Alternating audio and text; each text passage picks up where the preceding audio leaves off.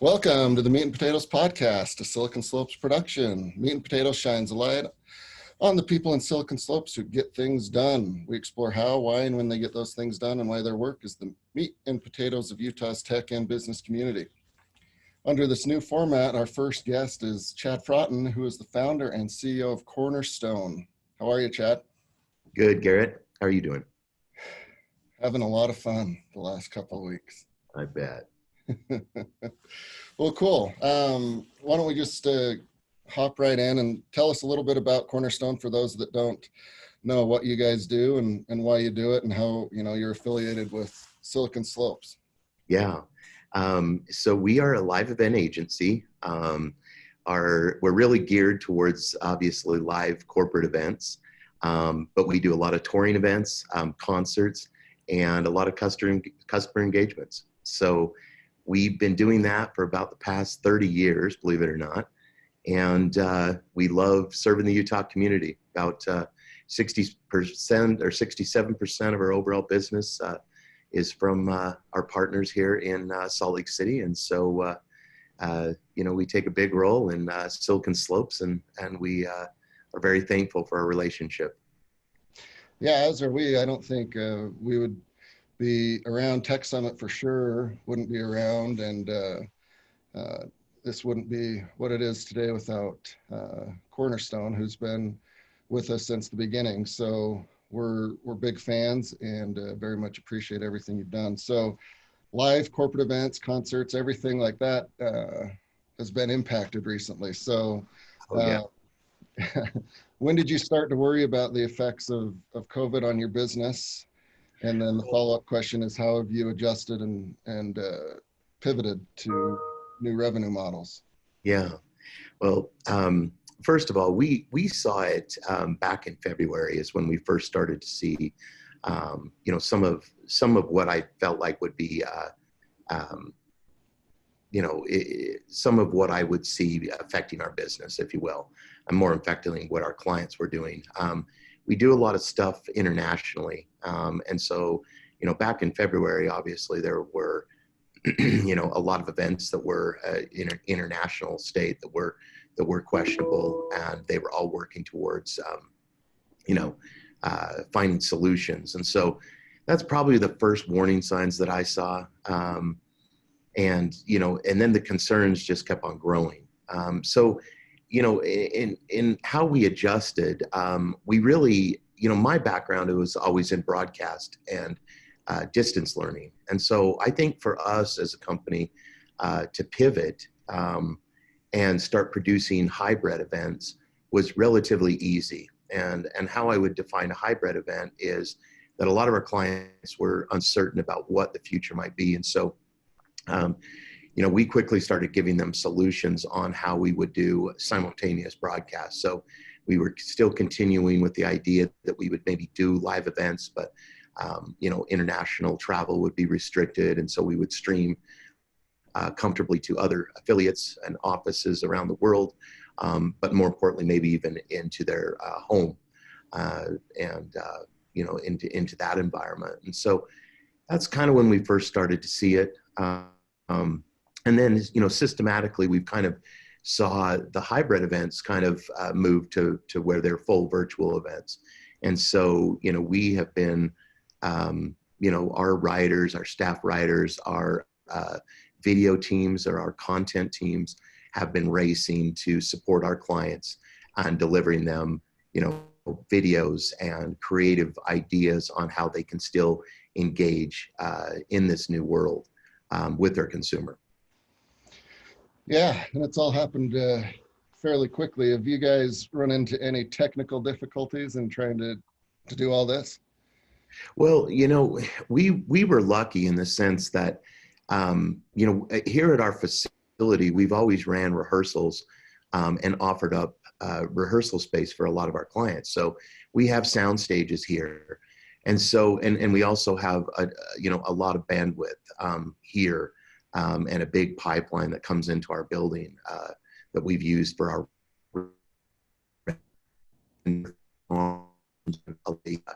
the graphics that we produce and then distribute all around the world. And so we were pretty lucky there.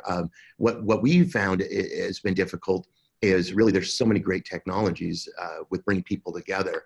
And so we've had our engineers and our IT team here working on really understanding what a plethora of products are out there that we can use to engage at different levels with people around the world, you know, that suffer from maybe bandwidth problems or you know, don't have the connectivity at home that they do at the office. And so we've spent a large portion of our time worrying about that, and also the interfaces into the streaming side, and how we would format those and then creative around those.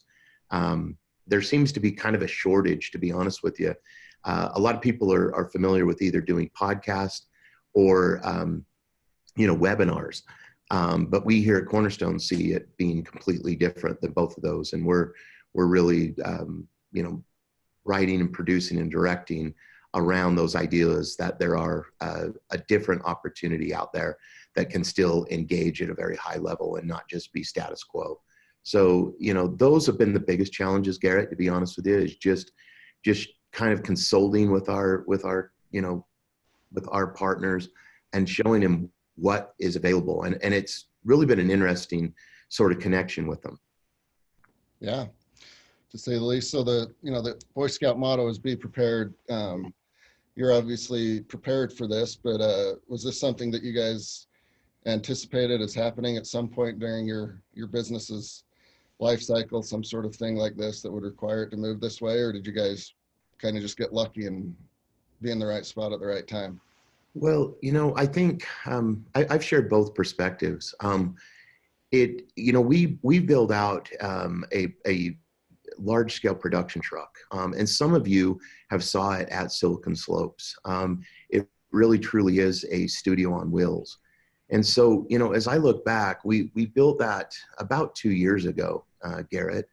And as I look back, you know, I kind of wonder, at the time there was, you know, no intentions of using it like this. But there were many people that compared it to like almost like a disaster relief vehicle, meaning that it really can be a central hub for communication in every aspect, whether it's streaming audio, whether it's streaming video and audio, or whether it's just connecting buildings and so and environments. And so that was really interesting. You know, the other day I had a really interesting conversation with one of my guys that said, man, you know, if we would have had a crystal ball, you know, and used it, that's probably what we would have developed. And we did. So I feel like that, you know, that's been a very interesting angle. But again, I kind of go back to, you know, the other side of that question is, you know, in being prepared, you know, I think as far as, you know, technology providers, and that's really the basis of what we are. You know, my background is, as many people know, you know, it started back at WordPerfect and Novell. And that's really what our focus was, is that we would take the marketing campaigns that were being developed by our agency of choice and the campaigns that we developed internally, and then we would bridge that technology gap. And so I see this as very much the same. And so I think we were very prepared. We understand it as we've had to write and produce for it. You know, I see it as completely different from a lot of what a lot of companies are doing it, but I feel like there's a better way of doing it. And so, yeah, I feel pretty prepared for that, Garrett. And I think that translates well to our clients. I share two perspectives, received two calls late last week. And, you know, it was, one was a brand new emerging event that would be held in Salt Lake City. And I had some prior conversations with the producer of that event. And, you know, she was really worried about, she's like, we really want to still keep this on track.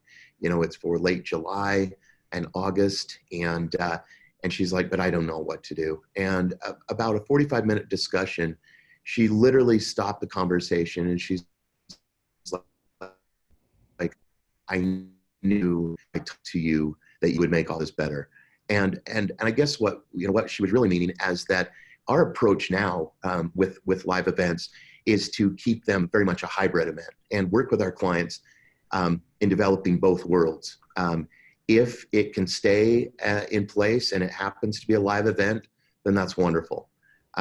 If it has to move to a hybrid event, by developing both of them simultaneously, you're able to pivot left or right very fluently and very, very easily. And so, I think that that's bringing a lot of smiles to our customers' faces. The other one I'll just share briefly is a very large event. This is a 30,000 person event, very similar to Silicon Slopes in that it's full facility at the Salt Palace, it's full facility at Vivint, and they use a bunch of the hotel spaces around Salt Lake City. And they bring about 30,000 people to Utah, but more importantly, we've always broadcast this as a hybrid event and reached an audience of about 40 to 50,000, in total.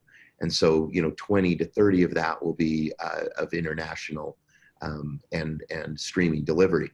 And so, they came to us and said, we will be canceling our event. We feel like it's in the best interest. And we started about a 10-day creative brief internally where we developed ideas on how to deliver this to that audience. And the client came back, took our presentation, presented to the executive staff, and they approved it immediately.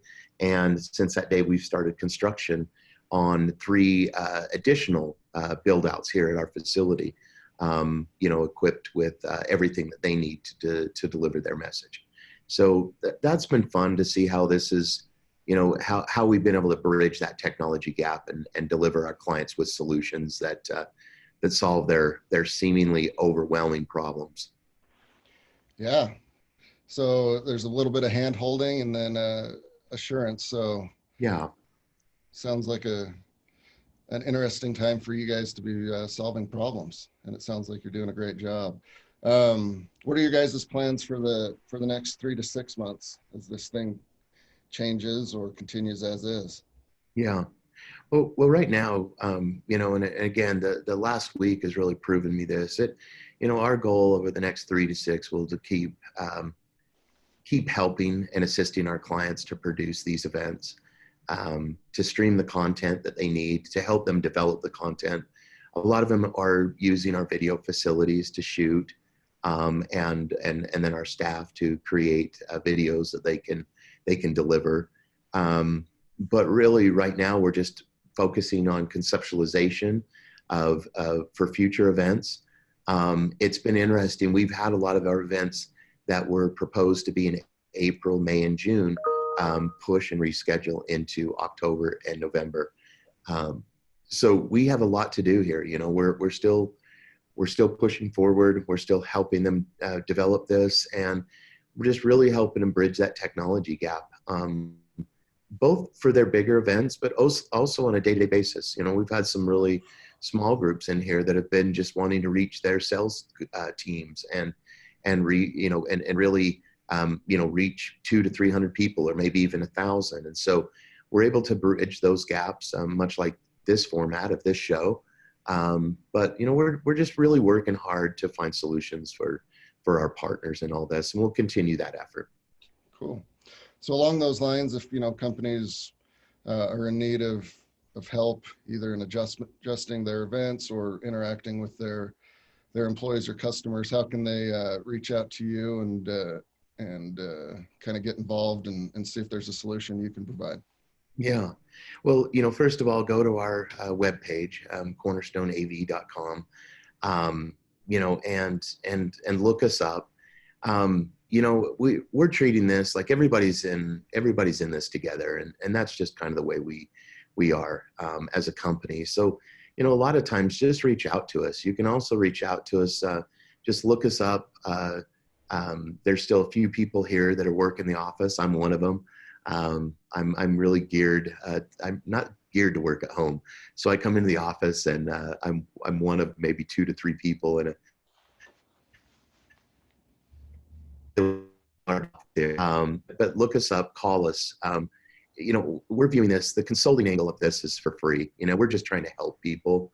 My belief is if you help one another, that all of that goodness just comes back to you. And so, if you're struggling with the ideas, you're struggling with how do I do this creatively? How do I do it different than maybe what it's being done right now? Or more importantly, just how do I get it done, and how do I effectively reach people? Give us a call or email us, and I'd be happy to set up a Zoom call with you and kind of go over just ideas of what you can do now and what you could do from the lowest of tech to the highest of tech. Yeah, give us a call and we'd love to help you. Cool. So regardless, there will be a Tech Summit 2021, whether it's back in person in the Salt Palace or doing it the way you've set up some recent events, it sounds like. Well, I'm very hopeful for that. We are a big supporter of Tech Summit, and I would hate to see it. I would hate to see it be canceled in any way. It's like you said, Garrett. We would hope that it would be a live event. I think a lot of people need that. I think we've seen the importance of meeting face to face and sealing business deals eye to eye. I know that this is a new world that we live in, and I don't want to understate the importance of being able to bridge these technology gaps and unite people that need to talk and need to share ideas and continue and push their business forward. I want to emphasize that is very important. But Tech Summit, it's such a celebratory event. It's a lot of fun. I love going to it because I get to see people literally that I haven't saw for years in the tech community, that have really, been instrumental in bringing the tech community here. And it's just a really personalized event. But I also know that there's a lot of companies out there, that are going through hardships. And I think for all of us, it would be good if this new world allows, it would be really nice to all get together and to celebrate just in who we are. The slope serves. I've been on a lot of the town meetings and been a big part of Silicon Slopes for over 5 years now. And, it's just such an amazing community. What it does for its members, what it does, for all the people that celebrate and rejoice in the summit every year. It's just a very important part, and I'm very hopeful that it can continue forward and be had in 2021 and beyond. Yeah, as are we. I think it'll be a live in-person event. So bullish on that. Me too.